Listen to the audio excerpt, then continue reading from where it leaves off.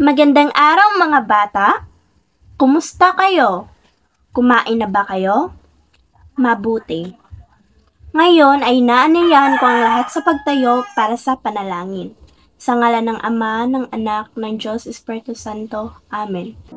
Tayo'y manalangin.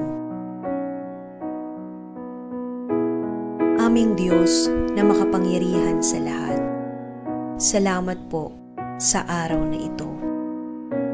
Salamat po sa magandang kalusugan at sa mga biyaya na aming natatanggap araw-araw. Tunay na kaibuti mo po, Panginoon, kaya patuloy na pinupuri at sinasamba ka namin. Dalangin po namin, nagabayan niyo po kami sa araw na ito. Tulungan mo po kami na maunawaan ang lahat ng mga araling ituturo sa amin.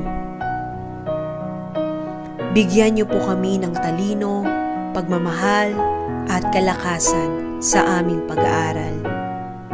Pagpalain mo po ang aming bansa, ang aming paaralan, ang aming mga guro at mga magulang.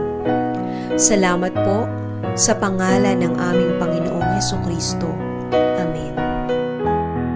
Bago kayo umupo, ay pulutin niyo muna ang mga basura at isaayos niyo ang inyong mga upuan. May lumiban ba sa klase? Wala, mabuti naman. Alam niyo, masaya ako dahil kumpleto kayo. Sino ang makapagbalik-aral tungkol sa ating huling diskusyon? Sa ating huling pagkikita ay ating tinalakay si Apolinario Mabini at si Jose Palma. Bago tayo magsimula ay may inihanda akong mga larawan. Ipapakita ko ito sa inyo at pagkatapos ay may katanungan ako tungkol sa ideya o opinyon nyo sa nakitang larawan. Ano ang inyong opinyon sa nakitang larawan? Tama! Ang unang larawan ay may babae at lalaking sumasayaw sa entablado. Habang ang pangalawang larawan naman ay nagpapakita ng gyera o digmaan. Ngayon ay may ibang activity naman akong inihanda para sa inyo. Ito ay ang unawain mo. Panoto. Lagyan ng check ang titik na sa palagay mo ito ay ang tamang sagot. Ngayon, lalagyan mo lang ng check kapag sa tingin mo ito ay ang tamang sagot. Maliwanag ba?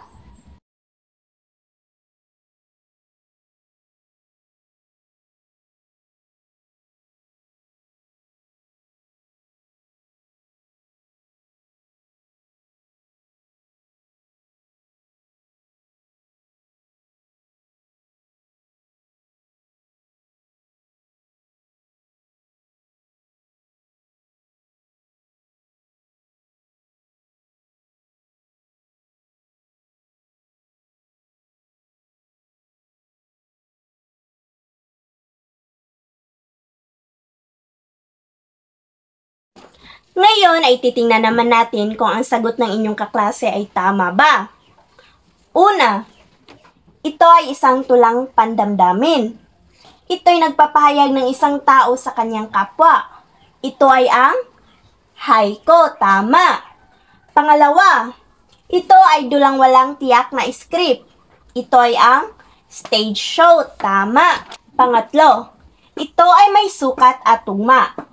Ito ay binubuo ng 4 na taludtod at ang bawat taludtod ay binubuo naman ng 7 pantig. Ano ito? Ito ay ang tanaga. Tama. Pang-4 naman, ito ay walang sukat at maaaring walang tugma. Ano ito? Ito ay ang malayang tula. Pang-5, ito ay may tiyak na sukat, tugma at talinghaga. Ano nga ba ito? Ito ay ang karaniwang tula. Tama. Ngayon, may ideya na ba kayo tungkol sa ating paksang tatalakayin ngayon? Magaling! Ang paksang tatalakayin natin ngayon ay tungkol sa mga panitikan sa panahon ng Hapon. Nais nyo bang malaman ang kasaysayan ng mga Pilipino sa panahon ng Hapon? Halina't ating tuklasin ang mga sulyap ng kasaysayan sa panahon ng Hapon. Layunin ng mga Hapon na itaboy ang mga bansang kanlurang sumasakop sa mga ibang bansa sa Asia, Indonesia, Vietnam at Pilipinas. Noong 1941 ay binagsakan ng bomba ang Pearl Harbor ng Hawaii na ikinatitigil ng hukbong dagat Amerikano gaya ng pagkawasak ng maraming sasakyan pandagat ng Amerika. Ang wikang pambansa ay sinimulang ituro sa mga paaralan ng taong 1940 to 1941. Nabalam ang pag-unlad ng panitikang Filipino nang sakupin ng Hapon ang Pilipinas noong 1941 to 1945. Ang pahayagan at lingwaheng magasing Ingles ay halos ipinatitigil na sa lahat. Kontrolado din ang lahat ng anyo ng medium. Ang dyaryo at radyo ay sinisensor ng tuwiran. Binago ang mga radyong shortwave upang hindi makatanggap ng mga broadcast mula sa bansang alyado. Ipinamahagi rin ang mga leaflet, poster at pamphlet. Sa panahong ito ay nagplano na ang mga Hapones na gisingin ang katutubong kulturang Pilipino, palaganapin ang wika at kulturang Hapones at iwaksi ang impluwensya ng kulturang kanluranin. Binuksan ang paaralang primarya at sekundarya, ngunit itinanggal sa mga aklat ang mga bahaging pumapaksa ng Estados Unidos, pamahalaang Commonwealth at demokrasya. Naging sapilitan ang pag-aral ng wikang Hapon sa mga paaralan at kahit sa ilang tanggapan ng pamahalaan. Ang panahon ng Hapon ay itinuturing na gintong panahon ng Pilipino. Bakit nga ba itinuturing na gintong panahon ng Pilipino ang panahon ng Hapon? Itinuturing itong gintong panahon ng Filipino sapagkat sa panahong ito dito umunlad ang panitikang Filipino. Ang mga dating sumusulat ng Ingles ay bumaling sa pagsulat ng wikang katutubo. Bagamat masasabing ang panahong ito ay puno ng pangamba, takot, luha, dugo at kamatayan, may tuturing naman itong panahon ng pagkamulat at pagkalinang ng kamalayang pambansa o damdaming nasyonalismo ng mga Pilipino. Nakatulong din ng malaki ang pagbawal ng pamahalaang Hapon sa pagsulat ng anumang akda sa Ingles. Ang namalasak na tula sa panahong ito ay ang haiku, tanaga at ang karaniwang anyo. Ang dulang Tagalog ay nagkaroon ng pagkilos sapagkat nasarado ang mga sinihan gawa ng ipinagbawal ang pagpasok ng pelikulang Amerikano dito. Ang mga malalaking sinihan ay ginawang tanghalan ng mga dula. Karamihan sa mga dulang ipinalabas ay salin sa Filipino mula Ingles.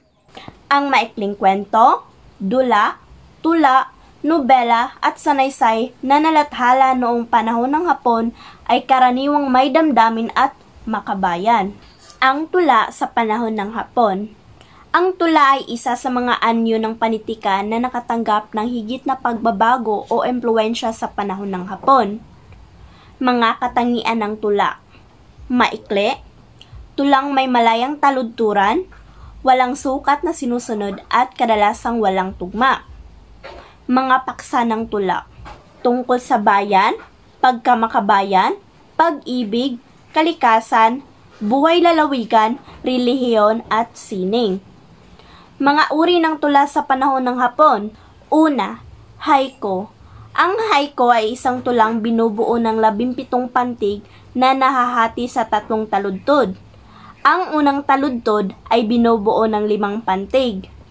Ikalawang taludtod ay may 7 pantig at ang ikatlong naman ay may 5 pantig tulad ng una. Isa rin itong tulang pandamdamin. Ito'y nagpapahayag ng salubin ng isang tao sa kanyang kapwa. Ito rin ay isang uri ng maikling tula o saknong na nagsimula sa bansang Japan. Ito ay karaniwang hindi nangangailangan ng tugma sa bawat hulihang bahagi ng salita, ngunit ginagamit ng paghahambing ng isa o ng dalawang magkaibang tao, hayop, bagay, pangyayari ng mga alituntuning kaakibat ng ganitong uri ng sining. Dahil na rin sa likas na pagkamalikhain ng mga Hapones, na ipaumbulog sa kanilang kultura ang haiku at mapaghanga ngayon ay kinakikitaan ng katanging maaaring maging paraan upang magpayaman ang kanilang sining. Atin nang napag-alaman kung ano ang taludtod. Ang taludtod ay isang linya ng mga salita sa isang tula. Alam niyo ba kung ano ang pantig? Ang pantig naman ay binubuo ng mga tunog na naihiwalay sa isang salita. Halimbawa, maaliwalas, kaligayahay taglay, di na iiyak. Na naglalaman ng Ang pang-aral, pantig ay agimas, 17. at payak na filosofiya na ginagamit ng Maaliwalas, matatanda sa pagpapagkulitan ng mga kaligayahay, kabataan. taglay, di na iiyak. 17. Habang ang taludtod naman ay maaliwalas, kaligayahay taglay, at di na iiyak. Naiintindihan niyo ba kung ano ang haiku? Lagi niyong pakatandaan na kapag sinasabi natin na haiku, ito ay may 3 taludtod at 17 pantig, na kung saan ang unang taludtod ay may 5 pantig at ang pangalawang taludtod ay may 7 pantig at ang panghuling taludtod naman ay may 5 pantig tulad ng nauna. Pangalawa, tanaga. Ang tanaga ay may sukat at tugma. Ito ay binubuo ng 4 na taludtod at ang bawat taludtod naman ay binubuo ng 7 pantig. Hindi gaya ng nauna na magkakaiba ang pantig sa bawat taludtod. Kapag sinasabi natin na tanaga, ang bawat taludtod niya ay magkapare-parehong pantig. Ang tanaga ay isang tulang Tagalog na palasak na bago pa dumating ang mga Kastila. Ito ay may mataas na uri. Binubuo ito ng 4 na taludturan na may 7 pantig. Ang tanaga ay nahahawig sa haiku at muling naging palasak ang tanaga noong panahon ng Hapon. Ang tanaga ay itinuturing na malayang tula at sagana sa talinghaga. Halimbawa, buhay ng tao. Itong buhay ng tao parang ikot ng mundo, minsay parang totoo, luhay itinatago. Tingnan natin kung 7 nga ba ang pantig sa bawat taludtod. Itong buhay ng tao. Tama. Parang ikot ng mundo. Minsay parang totoo. Luhay itinatago. 7 nga. Kapag sinasabi rin natin na tanaga, ito ay may tugma. Pangatlo, karaniwang anyo at malayang tula or free verse. Ang karaniwang tula ay may tiyak na sukat, tugma, at talinghaga. Ngunit ang malayang tula naman ay walang sukat at maaari ring walang tugma.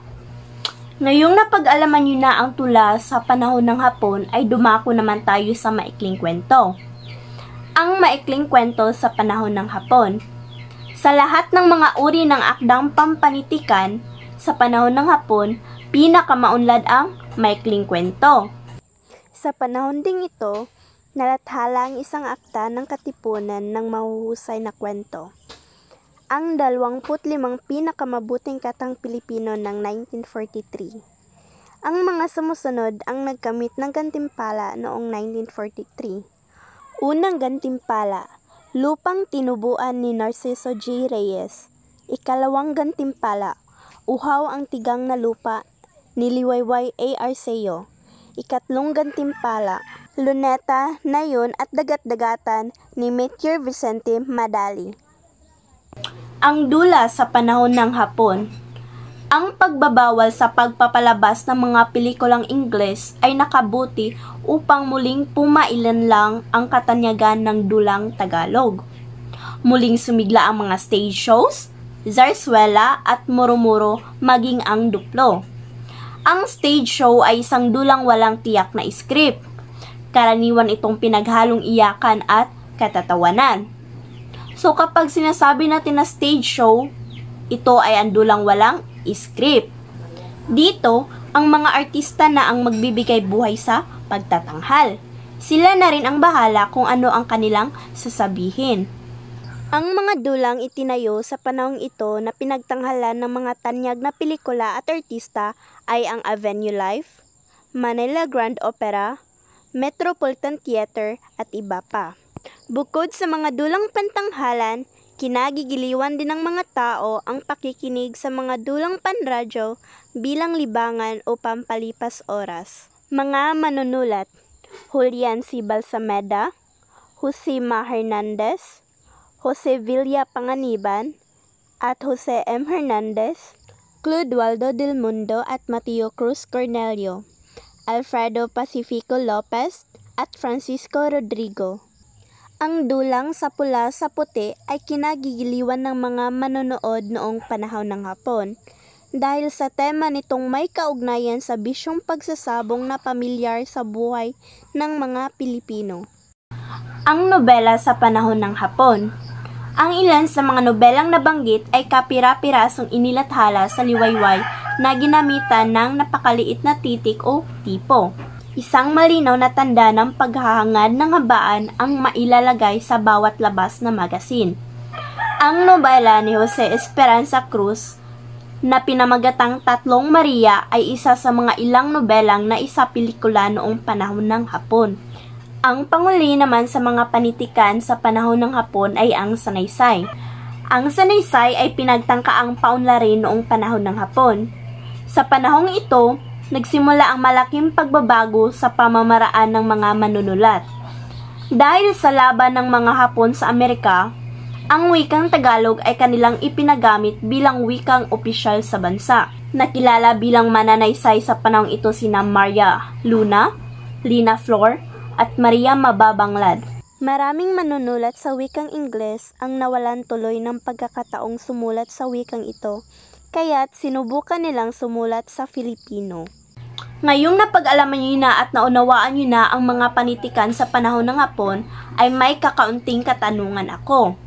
Una, ano-ano ang mga naging paksain sa mga akdang pampanitikan noong panahon ng Hapon? Ang mga naging paksa sa mga akdang pampanitikan noong panahon ng Hapon ay tungkol sa buhay sa lalawigan, relasyon ng mga magulang sa anak at pagmamahal sa kapwa, pag-ibig sa bayan, kalikasan, relihiyon at sining. Pangalawa, paano nakatutulong ang mga Hapon sa pagpapalaganap ng wika at panitikang Pilipino? Dahil sa mga Hapon, natigil ang paglaganap ng wikang Ingles at ang wikang Hapon at Tagalog ang ginamit sa bansa. Sa panahon ding ito, nagplano ang mga Hapones na magsagawa ng isang pangunahing pangkulturang reorientasyon para sa mga Pilipino upang gisingin ang katutubong kulturang Pilipino. Ninais ng mga Hapones na tanggalin ang impluensya sa atin ng mga Amerikano at hinikayat nila ang paghahanap ng katutubong kulturang Pilipino. Pangatlo, ano ang kalimitang gamit sa haiku at tanaga? Bakit nga ba mahalagang pag-aralan natin ang mga panitikan sa panahon ng Hapon? Ipaliwanag ang iyong sagot. Mahalaga itong pag-aralan sapagkat bahagi na ito ng ating kasaysayan at dahil rin ito ay naging batayan upang mapaunlad ang ating sariling panitikan. Ngayong batid nyo nang naunawaan ang ating paksa ay may inihanda akong pagsusulit para sa inyo. Panuto, basahin at tukuyin ang mga pangungusap kung ito ba ay tama o mali. Ilagay ang T kung ito ay tama at M naman kung ito ay mali. Isulat ito sa kalahating papel. Ang gagawin nyo lamang ay lalagyan nyo ng T kung ito ay tama at M naman kung mali. Bibigyan ko kayo ng 10 minuto para gawin ito. Para sa inyong takdang aralin, gumawa ng isang sariling likha na haiku na may 3 taludtod at 17 pantig. Maaari ring lumikha ng isang tanaga na may sukat at tugma at binubuo ng 4 na taludtod. Ilahad ang iyong nagawa sa susunod na pagkikita.